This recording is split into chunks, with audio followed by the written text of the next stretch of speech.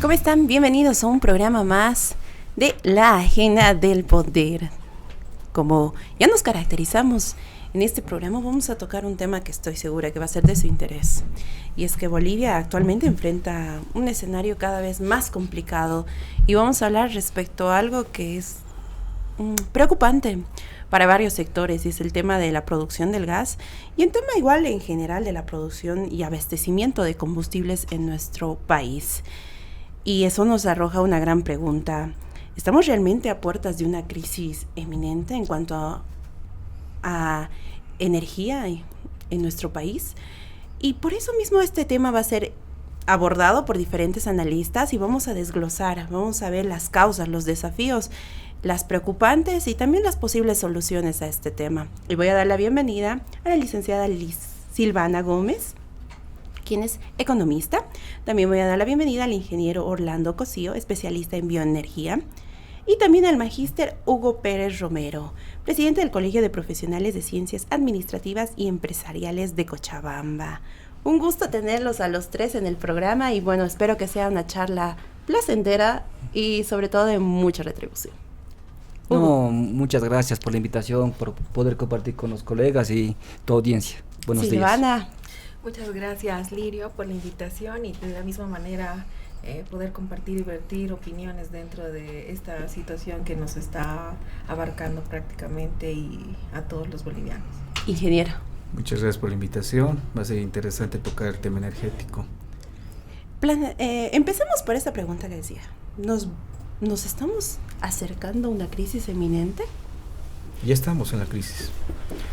El momento que comiencen a subir los porcentajes de la energía eléctrica, ya estamos en una crisis. Tenemos poco gas, por ende la planta que está, la de Warnes, usa gas, la termoeléctrica, más o menos genera entre los 600 a 500 megawatts hora. Bolivia requiere 3.000 megawatts hora en su pico más alto de consumo de energía eléctrica. Si hay cantidad menos de gas, menor cantidad de energía eléctrica. Entonces Bolivia está llegando a una crisis y en sí ya estamos en una crisis energética. Vamos a irnos tal vez un poquito más atrás. ¿Qué causas nos han llevado a esta crisis, Hugo? Bueno, yo tengo un criterio muy importante. A ver, la crisis ha comenzado hace 20 años atrás. ¿Por qué? Tenemos una crisis enraizada cuando se han aplicado las peores políticas económicas hace 20 años, comenzando con la inversión. No se ha invertido en la exploración. El último recurso que tenemos de un megacampo ha sido el de Incahuasi en el 2013, hace muchos años atrás. Y incluso más profundo es que no estamos entendiendo que las crisis nacen a partir de pésimas políticas económicas. La crisis política es porque ya no tenemos recursos. La crisis energética es porque ya no tenemos recursos. Y los recursos caen en la inversión. No se realizó la inversión, no solamente como Estado, porque el modelo que tenemos, el modelo estatista, ha sido el conflicto que nos va a llegar a un punto mucho peor, ¿no? Podemos llegar a tener apagones. Las termoeléctricas trabajan con gas, pero energía alternativa, híbrida, no le estamos planteando. Y quiero ser bastante puntual en este punto, ¿no? Cuando comenzamos en el 2014, estábamos produciendo alrededor de 59 millones de metros cúbicos en Bolivia, ¿no? Y ahora estamos casi con 25 a 30 millones. Hemos perdido casi el 50% de producción. ¿Pero qué infiere esto? El estatismo, la burocracia, son lo que nos ha llevado a esta situación tan dramática que potencialmente se viene. Más aún que no hemos pensado, el gobierno no ha promovido la inversión privada.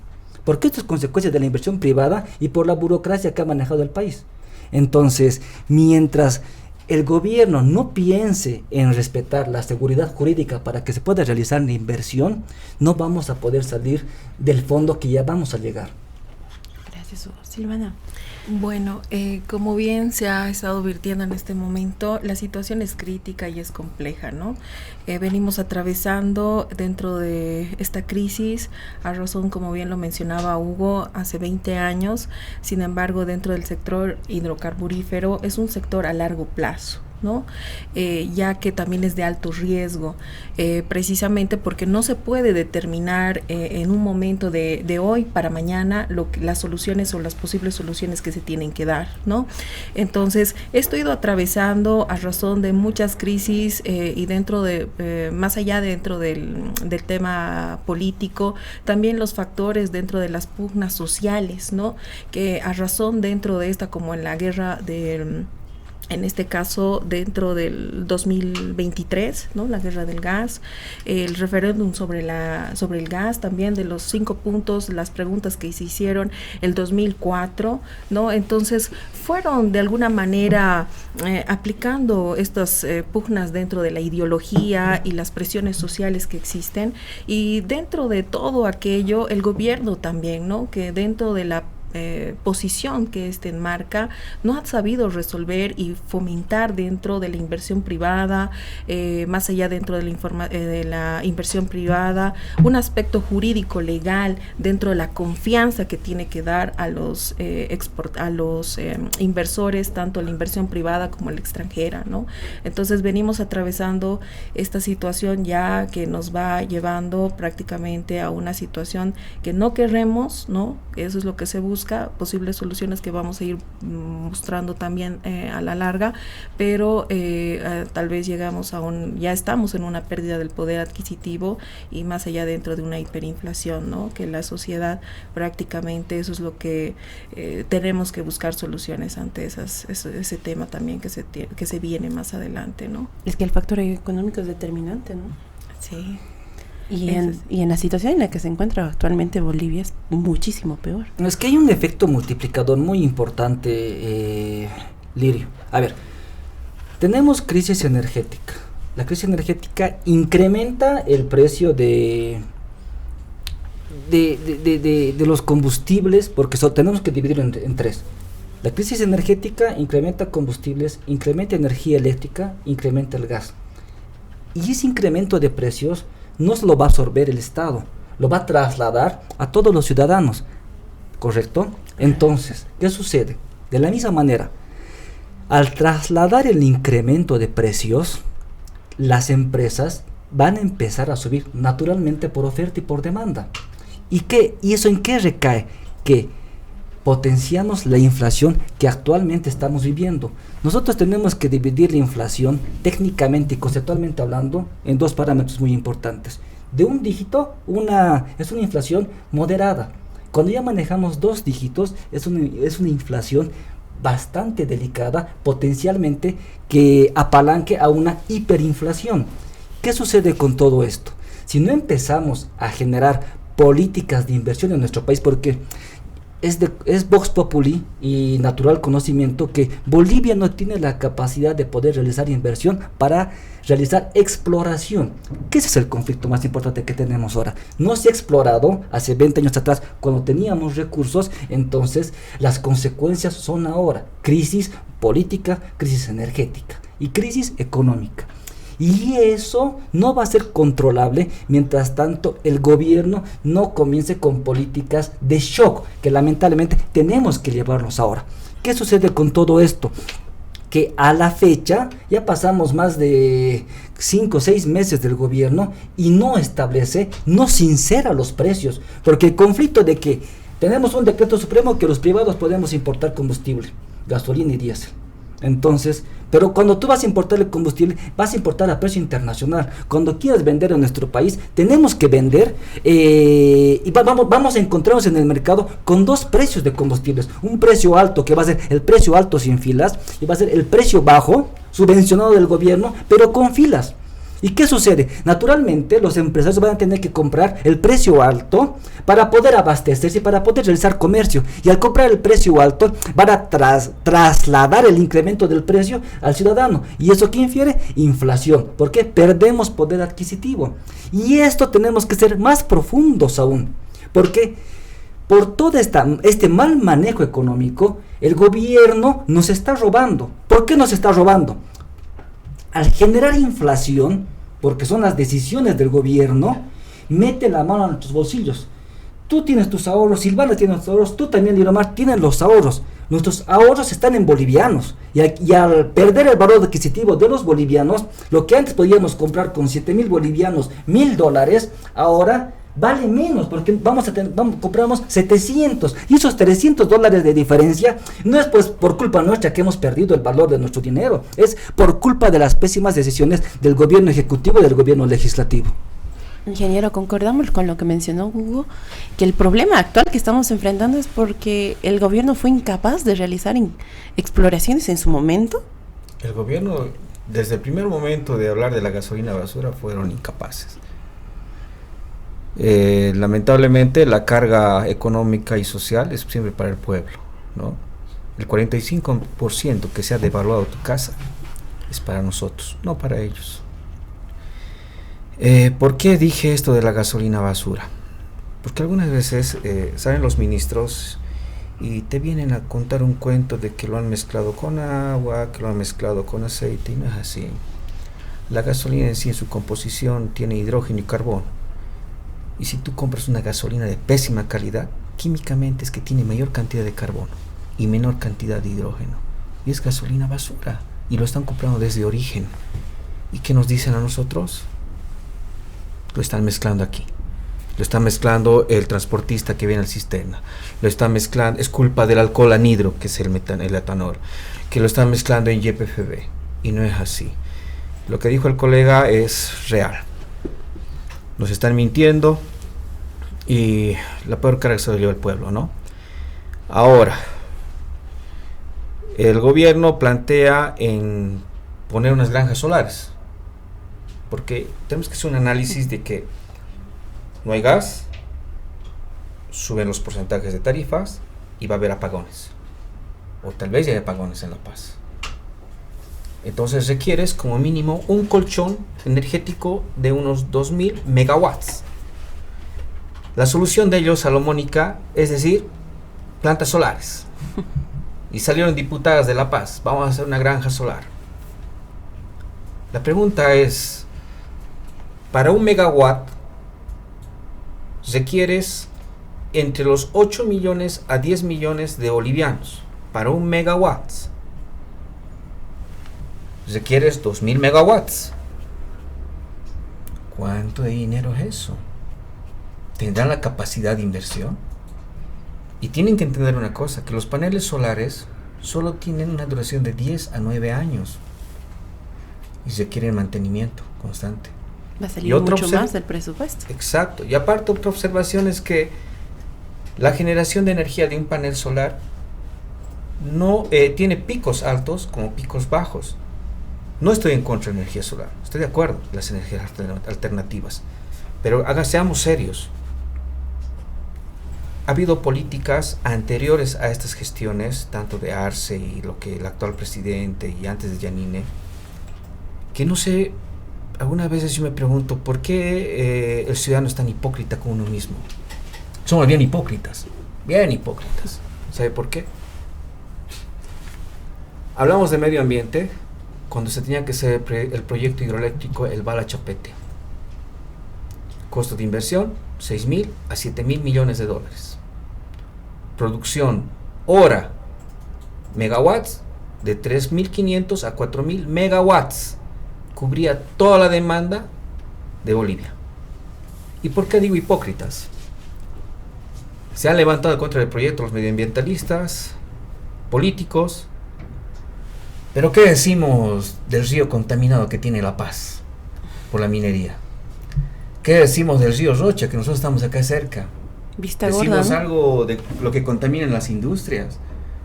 Y no solamente de acá, de todo el circuito del río Rocha. Vamos por Viloma, Quillacoyo, Vinto, todos los que van echando sus residuos. No decimos nada.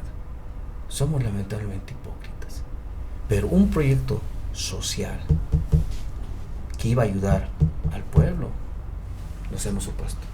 Evidentemente, se tenían que poner todos los muros legales para no dañar el medio ambiente o ver cómo hacer la remediación ambiental de esa área afectada. Pero a mi parecer iba a ser la solución. Y no estoy mal, porque si te vas a Paraguay, Paraguay no tiene gas, pero tiene la energía más barata de la región. Sus cocinas son eléctricas por sus represas. Y teníamos aquí un gran proyecto que era el Chapete y el Bala. Pero me acuerdo que el actual presidente ahora igual se opuso, pero no sé qué irá, ¿no? Ahora quiere hacer paneles solares y a ver si tienen el presupuesto. Ingeniero, en su momento Bolivia fue considerado un país exportador del gas. ¿A qué hemos terminado ahora? A escasear en ese combustible.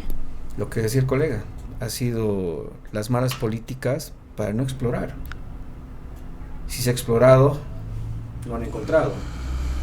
Entonces, pero no solamente tenemos que enfocarnos en el gas. Bolivia tiene un gran potencial en lo que son las hidroeléctricas.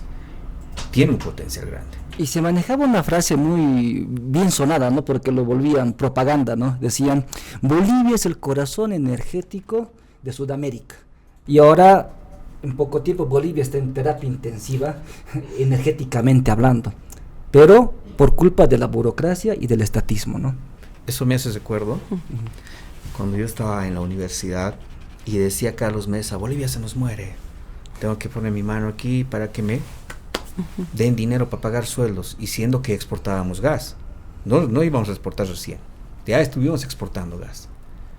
Pero ¿qué pasa? Entra otro gobierno y de por sí comienzan a pagar sueldos. Yo no entiendo. ¿Quién nos ha mentido con las reservas de TCF de gas?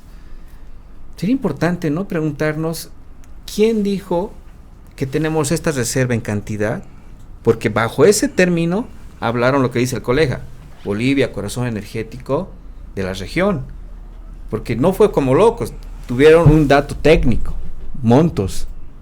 Entonces, ¿quién dio ese monto?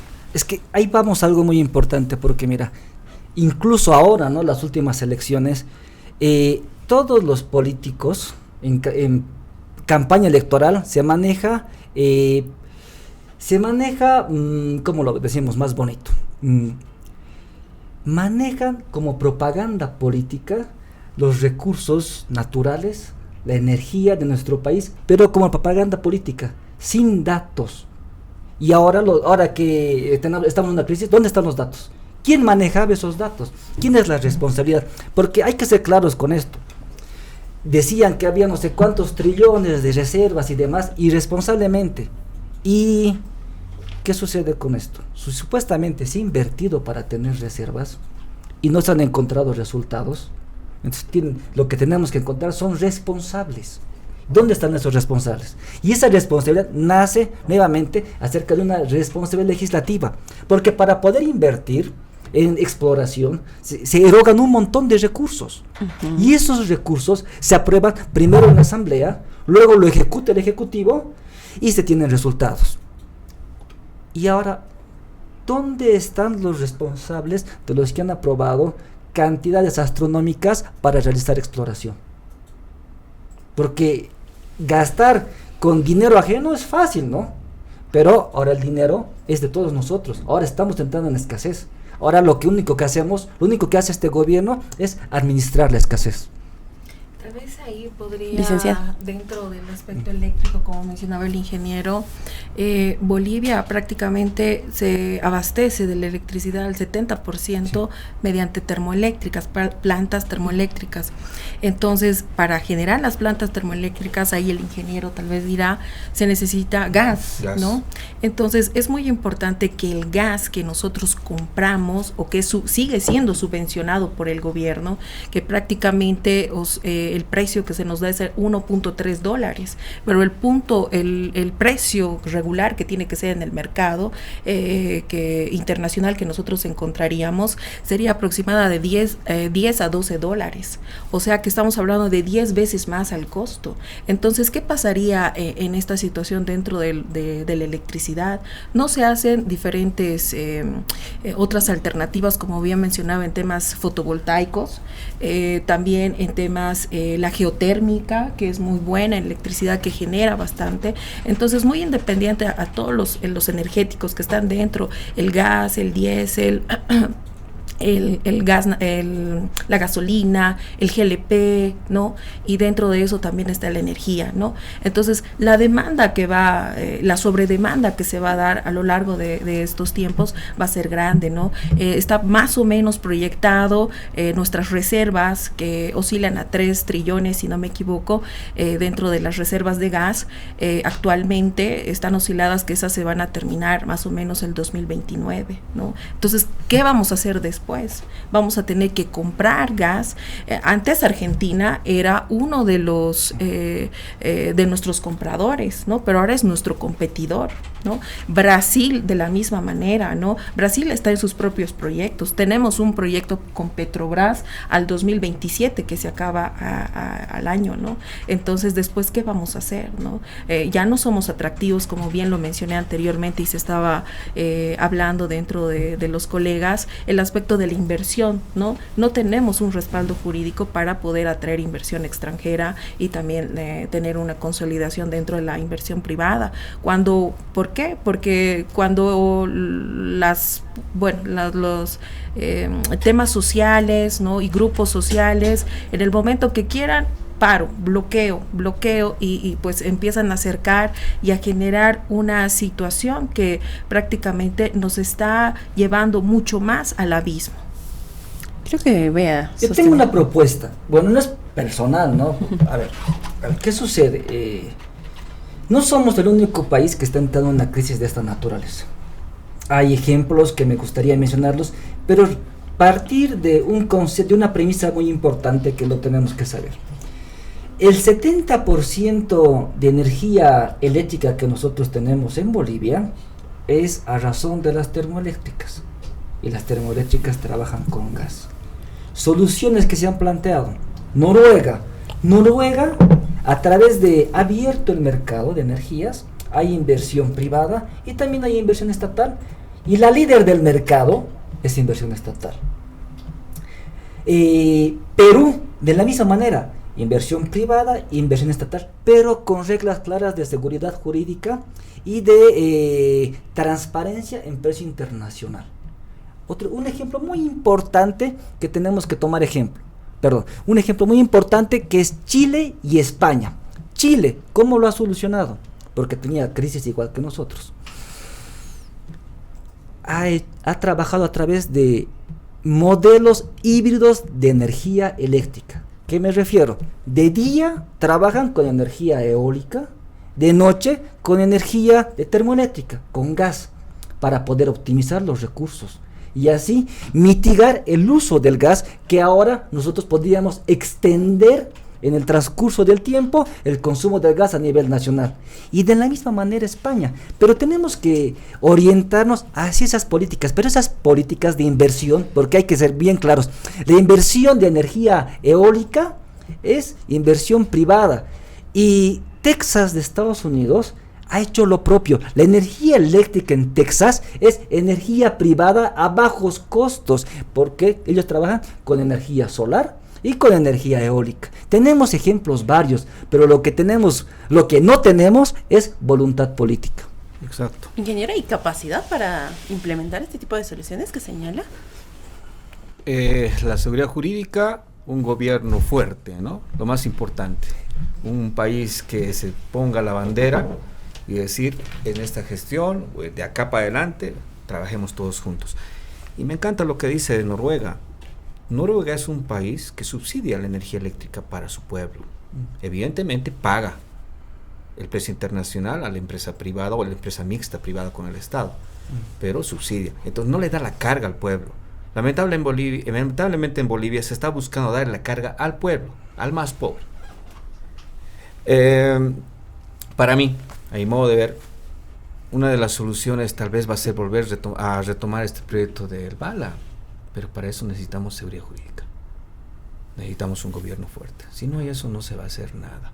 Porque tienen que entender que Bolivia requiere 3.000 megawatts hora en su horario más pico, más alto. Eso no te va a dar la energía solar. Y si vamos a poner una planta de paneles solares para 3.000 megawatts, multiplique.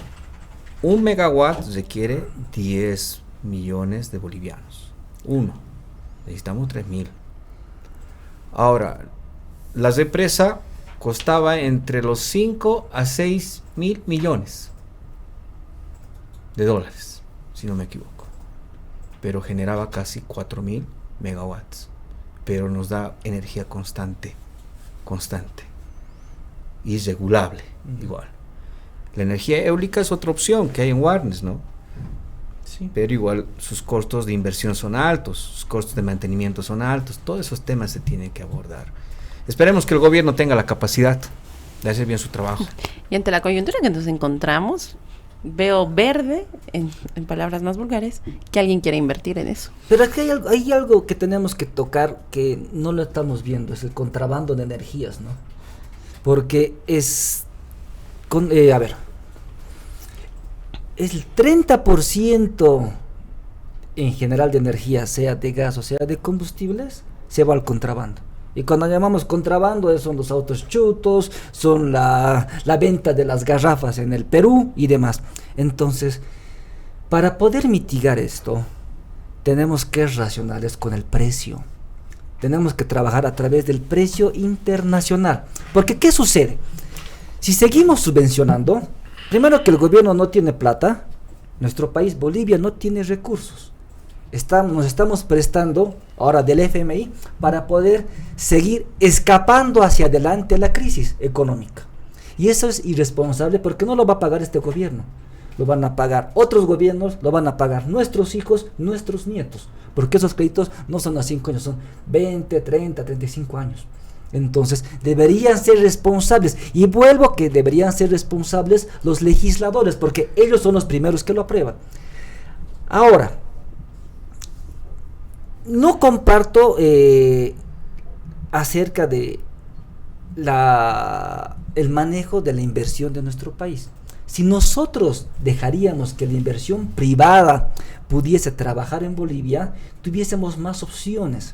¿A qué me refiero? Las opciones son claras, de que el mercado privado, la inversión privada, podría llegar a optimizar los recursos. Y si puede vender a un precio más bajo, maravilla. Y si no lo vende, es porque no es óptimo y no van a invertir. Pero tenemos que darles garantías para que ellos puedan generar utilidades, para que ellos puedan tener seguridad de su inversión, y no como ahora tenemos. ¿Por qué nadie invierte? Tenemos inversión privada eólica, tenemos inversión privada en hidroeléctricas, no la tenemos, porque no hay condiciones. El ecosistema de inversión en nuestro país no es claro, más bien es perjudicial. Y son antecedentes que ya nos están marcando, ¿no? Ante la imagen que tenemos como país ante el resto del mundo. Licenciada, ¿cómo va a afectar este desbarajuste a las familias bolivianas? Bueno, eso ya se viene dando, ¿no? Las familias como tal, por ejemplo, el 2015. El 2015 estaba más preocupado el gobierno, 1, en maquillar datos, 2, estaba más preocupado en su reelección precisamente ante esa situación, 3, estaba preocupado en buscar situaciones de ser reelecto ante una tercera, 1, que no era constitucional, pero ha buscado esa estrategia, tal vez siendo así, para seguir en el poder, ¿no? Entonces, ¿qué es lo que las familias prácticamente ante esa bonanza? Nos decían que el 2015 estábamos atravesando una bonanza económica, como bien lo dije, que el crecimiento económico oscilaba al 4,8%, ¿no? Entonces, dentro de ese 4,8%, ¿esa era la realidad de las familias? No. La realidad, y ese es uno de los indicadores importantes a nivel nacional, ¿no? E internacional, porque hacemos comparaciones con países internacionales, pero las familias bolivianas no. E incluso el expresidente, exministro Luis Arce Catacora hizo, ¿no?, una situación a nivel nacional donde decía que con 100 bolivianos las familias bolivianas podían vivir al mes. Y recuerdo, ¿no? Las repercusiones de las amas de casa de que vaya el presidente, él comprar. comprar con 100 bolivianos a ver qué Exacto. compraba. Y no era tal cual, Lirio, ¿no? ¿Por qué? Porque las familias como tal, y dentro de los datos maquillados que se han ido mostrando ya desde el 2015, que no han querido mostrarnos como tal la realidad de los ciudadanos bolivianos, entonces ha ido generando una bola de nieve, y es lo que hoy en día prácticamente tenemos un salario mínimo que, haciendo comparaciones con temas del dólar, que hoy en día se ha cambiado un tipo de cambio flexible, dejando de ser el tipo de cambio fijo, entonces oscila más o menos atribuyendo ese tipo de cambio como unos $270, ¿no? A lo que era anteriormente con el tipo de cambio fijo, que era como 400 y algo dólares, ¿no? Aproximadamente. Entonces, ahí las familias, dentro del poder adquisitivo, cuando van las amas de casa dentro de la canasta familiar para poder solventar, y hay que tener en cuenta también que estas familias, mayormente el 65% de las familias, son personas, y eso tal vez me atrevería a decir un poco más, son personas que son de la clase media baja, ¿no? Entonces es ahí donde nosotros tenemos que decir y generar alertas a estas personas prácticamente que necesitan, ¿no? Y que desde hace mucho tiempo todas esas regalías que se han ido dando, y reestructurar también por otro lado el IDH, que es un 93-7, ¿no? 93 se queda para el Estado y 7% para las empresas privadas, ¿no? Entonces ahí, como bien lo decía Hugo, nadie va a venir a invertir acá, ¿no? ¿Quién, no? Que va a venir prácticamente a generar una ganancia mínima, ni del 10%. Entonces, es donde nosotros prácticamente queremos, se tiene que buscar con la responsabilidad de todos los bolivianos a la cabeza del Estado, ¿no? De poder paliar esta situación, ¿no? Porque prácticamente nosotros vivimos y estamos viviendo un alza de precios, que eso se ve, un poder adquisitivo que prácticamente sigue bajando, y que esto obviamente nos va a llevar, como bien lo había dicho anteriormente, más allá dentro del abismo, ¿no? Y vamos a seguir en esas situaciones. Recordemos que en el tiempo de bonanza, entre comillas, porque al final creo que no ha sido bonanza, se decía, ¿no? Que estos bonos que vinieron a ponerse, teníamos el bono para las madres, para los niños, y más bonos para el adulto mayor, eran excedentes que habíamos tenido, ¿no? De justamente generar esto de compra y venta de nuestros carburantes y todo aquello. Ahora, ¿de dónde estamos sacando esos excedentes si estamos escaseando justamente? De préstamos. Seguimos estamos con los prestando. préstamos. Este último del FMI es para pagar el PP.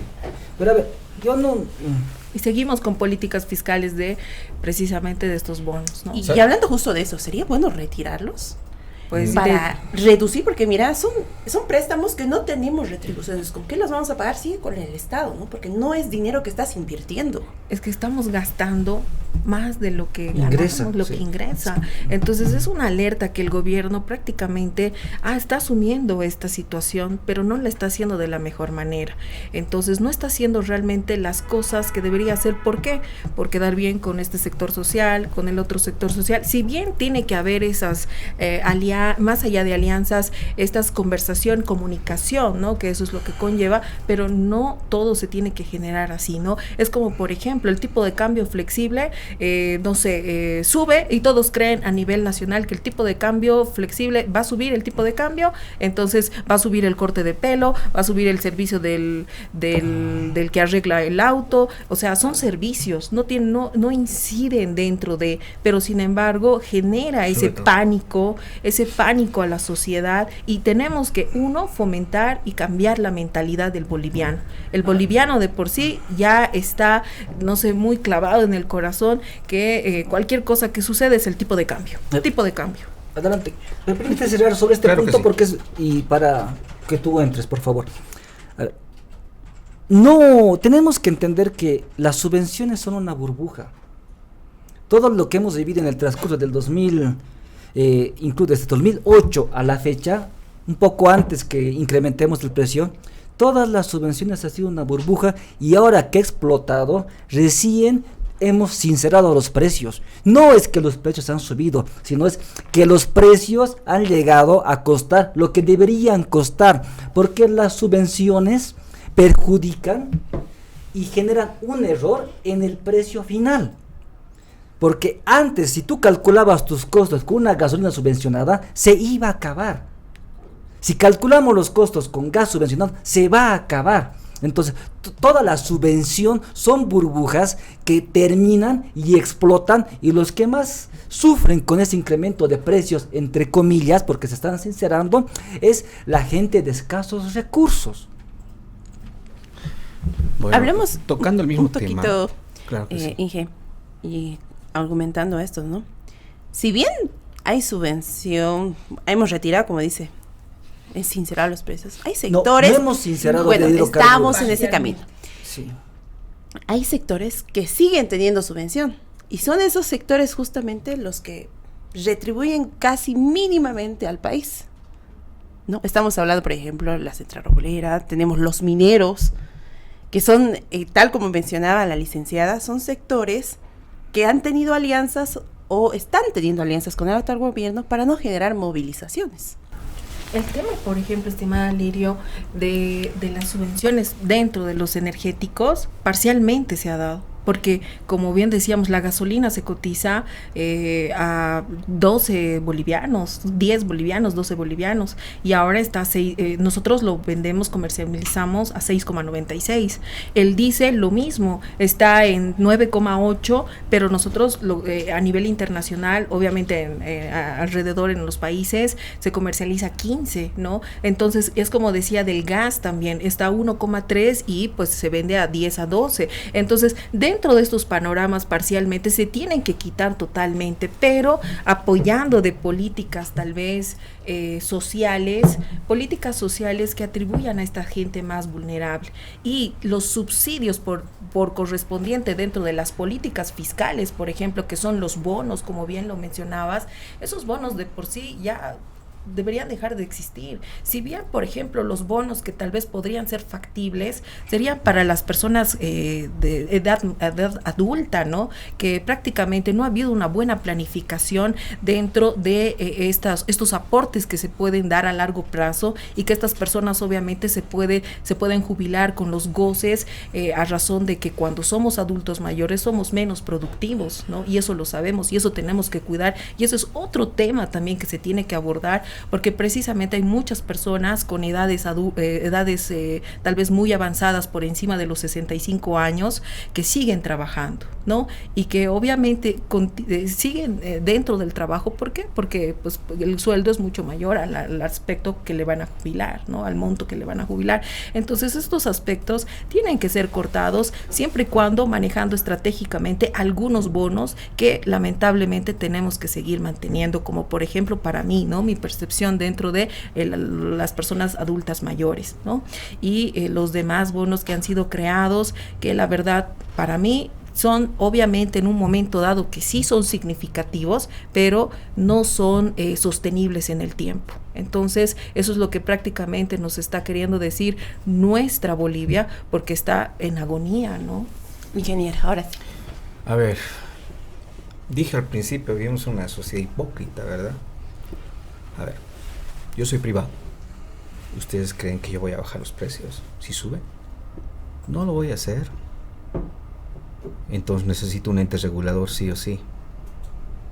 Sí o sí en Bolivia tiene que existir un ente regulador, y no puede haber un libre mercado, porque vamos a hacer lo que nos da la gana, y quien más sufre es el pueblo. Como antecedentes, a ver, en la anterior elección yo también fui engañado, estafado, cuando dijeron que el sueldo o el salario que iba a tener un adulto mayor en el bono iba a ser de 2,000 bolivianos. He votado con ganas y dije, si me tienen que subir los impuestos, una belleza. ¿Sabe por qué? Porque si yo estoy haciendo el esfuerzo ahora por ese señor, el que está detrás mío tiene que hacer lo mismo por mí. Entonces tenemos que cambiar en la filosofía de vida. Ahora criticamos todos los bonos, bono Juancito Pinto, bono Juana Zurduy. El Estado está para proteger, pero criticamos miserias de los subsidios que dan a otros, a las grandes industrias. A ver, como un antecedente, nos vamos al año 2004, si me corrigen por favor, o el 2004. Se hizo una ley a nombre del pobre, del pueblo, del indígena, del campesino, se hizo una ley. La ley del subsidio al carburante. Pero como siempre los políticos, ¿verdad? Los políticos y los burgueses hacen leyes a nombre del pueblo. Pero ¿quiénes son los más beneficiados? Son ellos. Hicieron la ley del subsidio al carburante. Por más de 20 años, si no me equivoco. Pero si ustedes son de Cochabamba y se van a la montaña, acá camino a La Paz, carretera antigua a La Paz, hay montañas que son productores de papa. Y ves que están arando con su buey. ¿Por qué? Porque el tractor no sube ahí. Ese campesino, ¿cuánto de diésel consume por día? Casi nada. Entonces, ¿quiénes han sangrado al país por más de 20 años? El agroindustrial que usa en un tractor 500 litros. ¿Y cuántos tractores tiene? El transporte. ¿Quiénes han sido los más beneficiados? Sabemos. Los más ricos, lamentablemente. Y lo peor es que nos dicen, nosotros tributamos, nosotros pagamos, nosotros mantenemos al país. Falso. Nosotros te damos de comer. Nos dicen que nos dan de comer. Cuando vos cortas una papa, ¿hay soya ahí adentro? Es papa de un campesino. No es que yo quiera defender al anterior gobierno, no soy político, pero la política está en todo. Pero tengo que saber valorar las cosas buenas también. Y tengo que ser autocrítico. Han tratado de hacer bien las cosas, lo han hecho mal, han tenido sus cosas buenas, sí. Cuando yo voy al campo a ver a mi pueblo, cuando yo estudié con muro de chuchillo, ahora ya veo tinglados, veo escuelas de material, y yo soy feliz, porque veo mejor a mi gente. Entonces, yo creo que el gobierno tiene que tener la capacidad de sincerarse con el pueblo, y no es quitando estos bonos, es buscando estrategias de cómo hacer que Bolivia genere economía. Pero con este gobierno va a ser un poco verde, porque nos paran mintiendo, y parece que hasta el narcotráfico, ¿no? Ya tiene visto bueno. Vieron la cosa de las maletas, la madera, no sé, alguna vez desanima, pero hay que seguir, esto no es para siempre. Hugo. Bueno, es que, a ver, el estado del bienestar es el que manifiesta y aplica diferentes subvenciones y diferentes bonos. No es primera vez que un país ha aplicado estas políticas, pero a diferencia de mucha teoría, el estado de bienestar nunca ha tenido éxito. El estado de bienestar siempre ha fracasado. Y eso es lo que sucede. Porque genera burbujas. Claro. Como contraposición, cómo se potencia la situación económica. Porque tenemos que partir de un punto muy importante, que es el traslado social. Es decir, cuando tú comienzas en clase baja, o clase media baja, o clase media alta, y vas avanzando en las diferentes clases sociales, hablando económicamente, generando ecosistema de inversión y ecosistema de emprendimiento. ¿Qué sucede con esto? Vamos a dar un ejemplo departamental, que ya lo hablamos en el otro programa. ¿Por qué hace 20 años Cochabamba era la tercera economía más importante de Bolivia y ahora somos la séptima? Datos muy importantes, porque hay dos modelos de éxito: modelo de éxito cruceño y modelo de éxito alteño. Modelo de éxito cruceño a través del agro, modelo de éxito alteño a través del contrabando. ¿Qué sucede con esto? Se han dado las condiciones. Santa Cruz ha dado condiciones para que diferentes empresarios, diferentes industrias se trasladen a Santa Cruz. ¿Por qué? Partiendo de un principio muy importante: Santa Cruz se ha destetado del gobierno de nivel central, y ha buscado la independencia económica. Es decir, como La Paz, los ciudadanos de La Paz dependen del trabajo del funcionario público, Santa Cruz ha buscado que se genere la inversión para ellos generar trabajo, porque no hay papá Estado. ¿Cómo ha sucedido esto? Que ha generado de que haya trabajo, haya desarrollo y haya inversión con políticas. Claramente, y un ejemplo muy importante que lo manejo siempre. Hace 20 años en Cochabamba tenemos un parque industrial, el de Santibáñez. Hace 20 años Santa Cruz también tenía un parque industrial. Ahora, 20 años después, Santa Cruz tiene 5 parques industriales, uno en más redes de Latinoamérica, y Cochabamba sigue teniendo un parque industrial.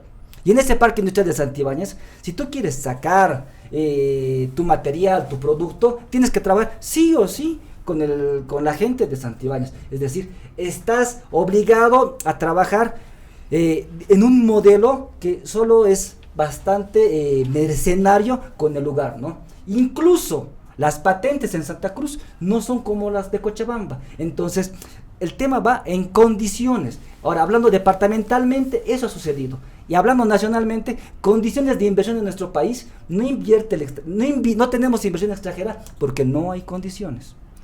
Yo pienso que estamos romantizando Santa Cruz. Estamos romantizando al 100%. Santa Cruz es la región que más ha vivido el subsidio del Estado. Y no de la época de Evo, no la época de ahora, no la época de Banzer, mucho más antes. Siempre ha vivido el subsidio.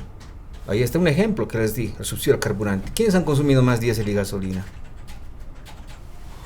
Otra cosa que tocaba el tema del colega, Santa Cruz es es una región marquetera.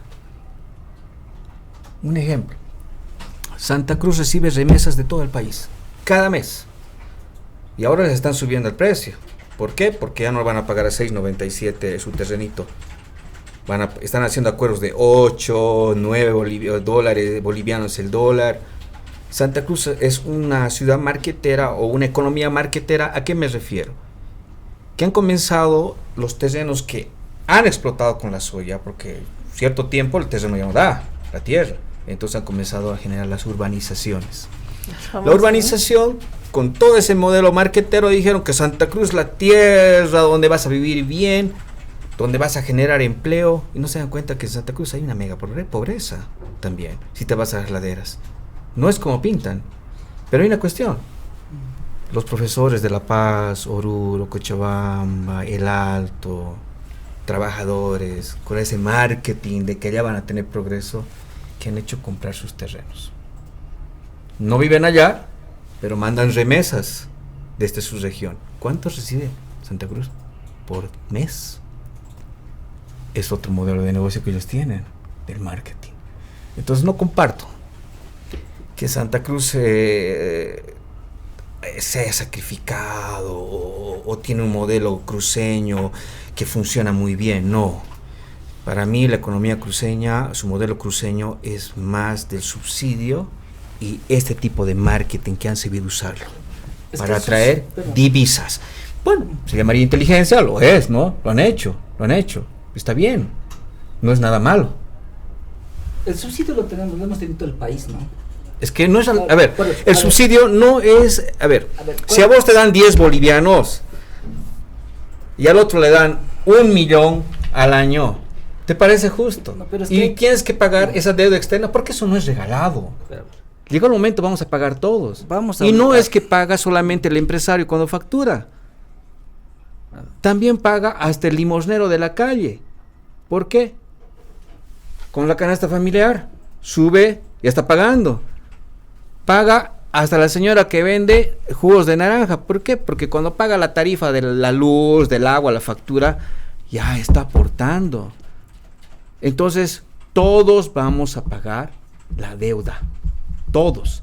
A otros no les va a afectar que el pan suba a 10, porque tienen plata. Pero al que no tiene, sí le va a afectar, pero va a tener que seguir pagando. Si no, van a tener que cortar la luz, ¿no? O simplemente no comer.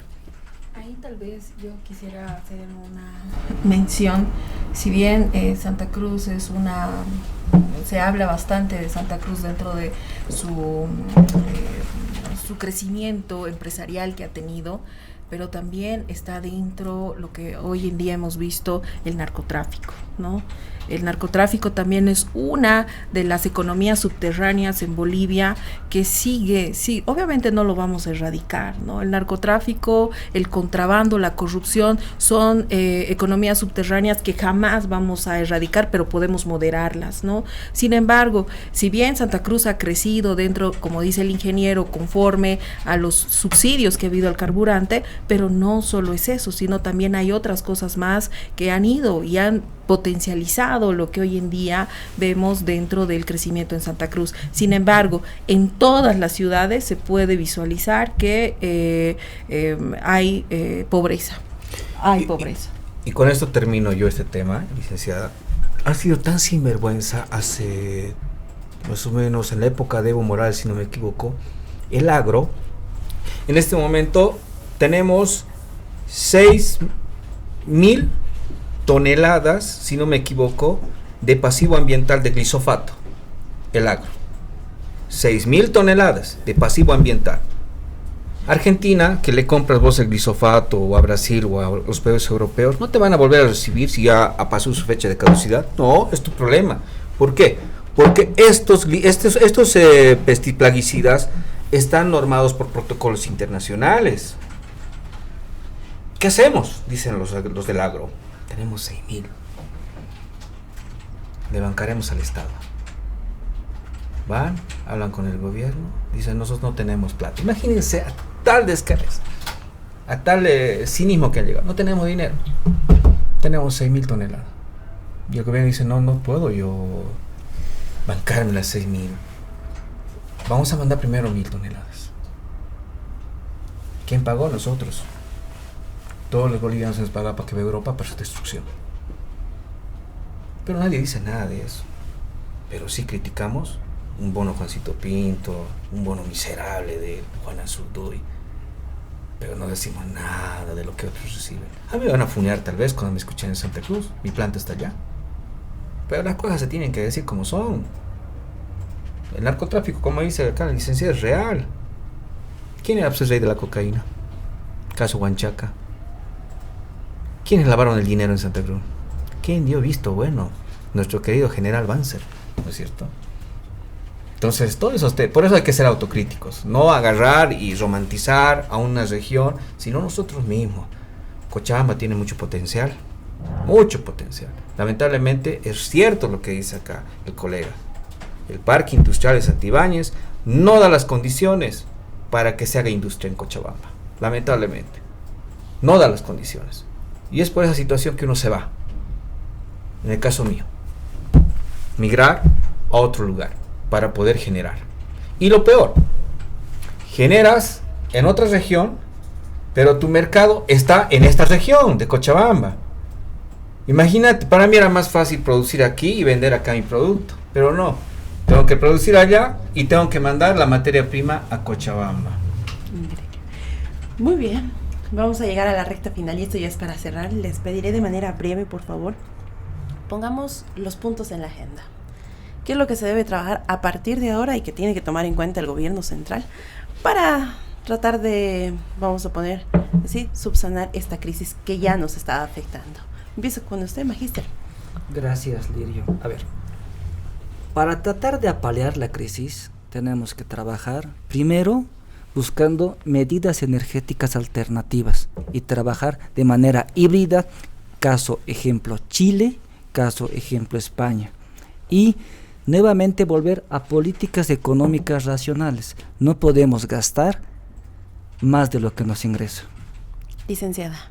Bueno, dentro de esta crisis energética yo sería puntual primero en el largo plazo, cambiando la ley de hidrocarburos, generar una nueva ley de hidrocarburos que nos permita prácticamente poder salir de toda esta situación lo más antes posible, ¿no? Y eso va a traer, conforme obviamente no va a ser pronto, pero va a ser tardío el aspecto de la inversión para la exploración.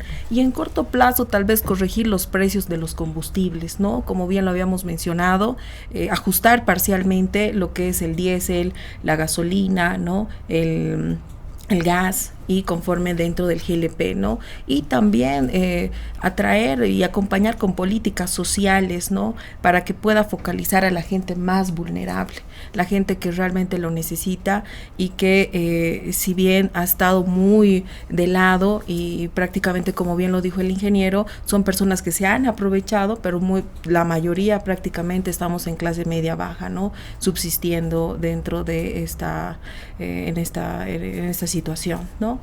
Ingeniero. Soluciones. Invertir más en lo que son energías alternativas, eólica, solar. Sean más serios del gobierno. Tal vez volver a retomar este proyecto del Bala y el Chapete, que son plantas que te generan energía constante, pero hacer políticas reales para cuidar el medio ambiente, ¿no? Lamentablemente ya no hay gas, casi no hay gas, va a subir la luz, va a haber apagones y tienen que tomar una medida inmediata el gobierno. Si es la solar, que lo hagan, si es la eólica, que lo hagan. Y si tienen que volver a retomar, como le dije, el tema de la hidroeléctrica, lo tienen que hacer. Y los bolivianos tenemos que apoyar. Sería todo.